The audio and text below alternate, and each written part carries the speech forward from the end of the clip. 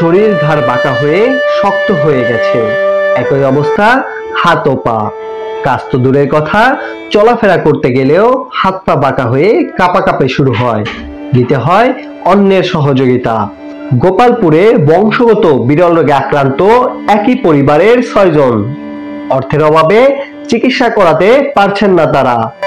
সমাজের চোখে ভীতিকর এমন বিরল রোগে আক্রান্ত টাঙ্গাইলের গোপালপুরে ভুটিয়া গ্রামের শহীদুল ইসলাম, তার বড় ছেলে আমিনুল ইসলাম, হাফিজুর রহমান, ছেলে মোহাম্মদ সিফাত, আবুল হোসেনের মেয়ে রোজিনা বেগম।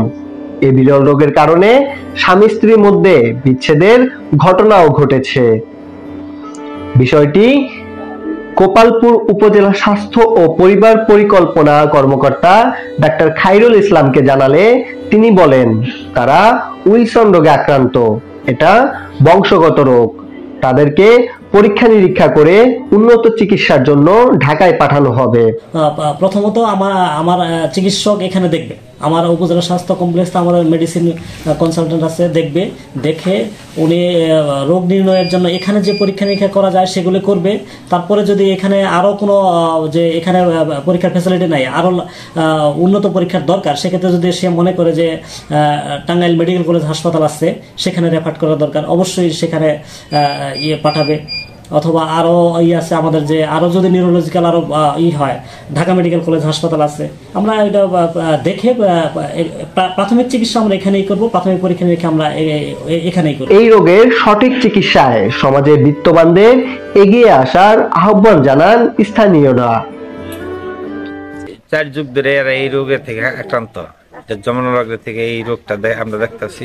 এরা পুরো ফ্যামিলি এই অবস্থায়, এই যে অবস্থা দেখতেছেন, প্রত্যেকটা ফ্যামিলি এই অবস্থা। এই একের পর এক নানান কাম কাজ করতে পারে না, নানান ভাবে চলাফেরা করতে পারে না। তাদের একটা ব্যারাম জন্মলগ্ন থেকেই। মনে করেন শাশুড়ির জন্য চইলাম, আমার বাসুর আসার বাসুরে রইছি, আমার বাসুরের থেকে হইয়া এই যে বাইস্তা বুঝতে ইন্না রইছি।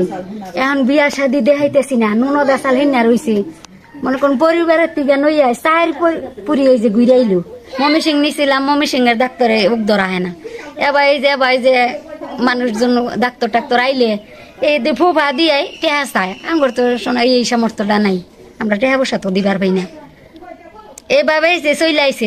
টাঙ্গাইলের গোপালপুর থেকে পাঠানো বিধান রায়ের তথ্য ও ছবিতে ডেস্ক রিপোর্ট রাকিব ইসলাম ফারাবী, দৈনিক আনন্দবাজার।